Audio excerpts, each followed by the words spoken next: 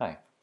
In this second presentation belonging to the FSMD playlist, we will concentrate on a specific example where an FSMD is used to remove the glitches caused by the mechanical bouncing that is typical of push buttons and other mechanical switches.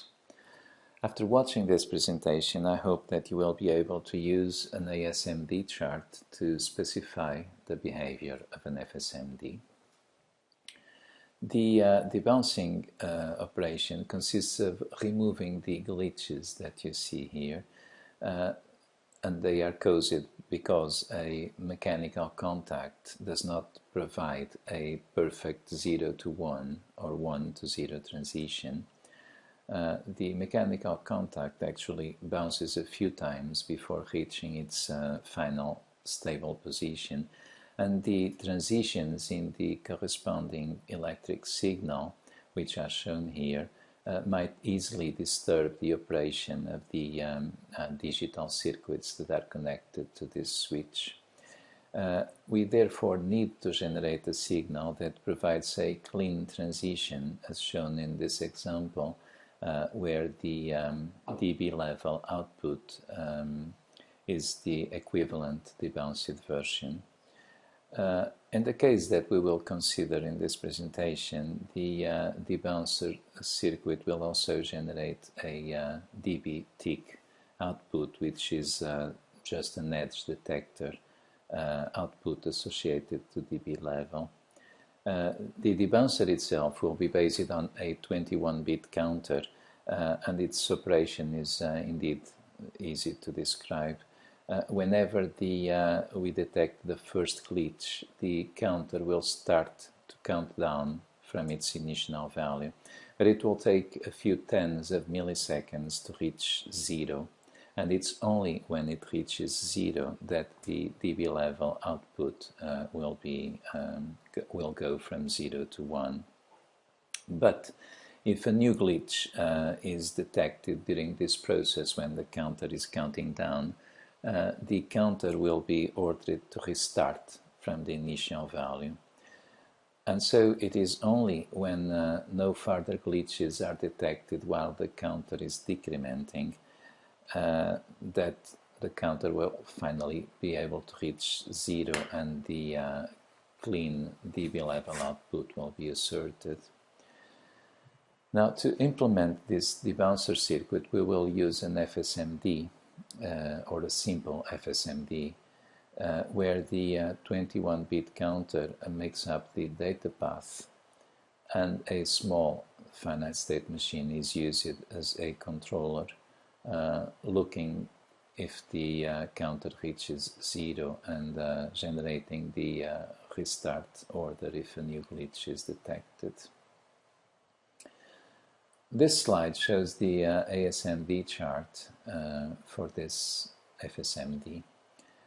Notice that the controller comprises only 4 states, entitled 0, wait 1, 1, and wait 0. The FSMD will remain in state 0 in the beginning when switch is not pressed, so when the switch input is 0. In this case, the decision box produces a false result, and we will move from state 0 back to state 0 on each rising edge of the clock. And this will take place until the switch input is read as a logic 1 for the first time. In that case, we will prepare the counter to start decrementing from the initial value and move on from state 0 to state wait 1 at the next rising edge of the clock. Now in state 1 we will check the switch input again, and if we detect that it has reverted back to 0, we will return to state 0 and restart the whole process. So for every glitch that is detected, the counter will again restart the countdown operation from the initial value. And this will be repeated as many times as determined by the bouncing of the switch. However, if when no further glitches are detected, the counter will be allowed to decrement until it reaches 0.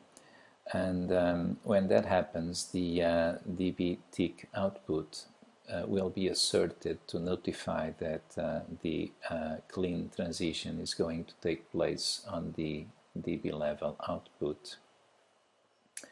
And we will, of course, move from the wait 1 into the 1 state at the next rising edge of the clock. You should notice that the dB tick output is of type mealy. It will only be asserted when this condition is verified within state wait 1. And so it is represented inside a conditional output box. Notice also that it will last for approximately 1 clock cycle only, which is the last clock cycle that the FSMD is in state wait 1. Now, in the 1 state, the dB level output, which you should notice is of type Moore, because it is represented inside the state box, the dB level output will be asserted, causing the clean transition in the waveforms, and it will remain in logic level 1 while the switch input continues to be 1 as well.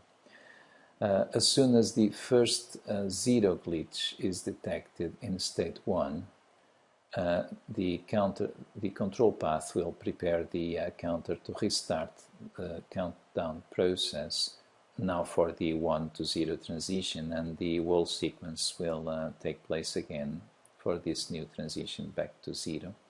But the process is exactly the same, so I won't go through the same explanation for the 1 to 0 transition. But you can do it yourself to make sure that you understood the explanation. You should notice also that there will be no dB tick output pulse to indicate when the clean 1 to 0 transition is going to take place.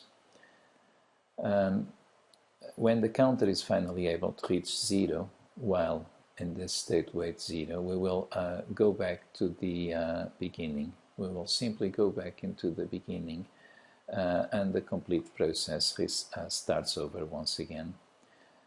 Please take your time to analyze this slide in detail, going through the various operations and state transitions, and particularly relating them to the waveform and to the state indications that are shown here at the right in the bottom.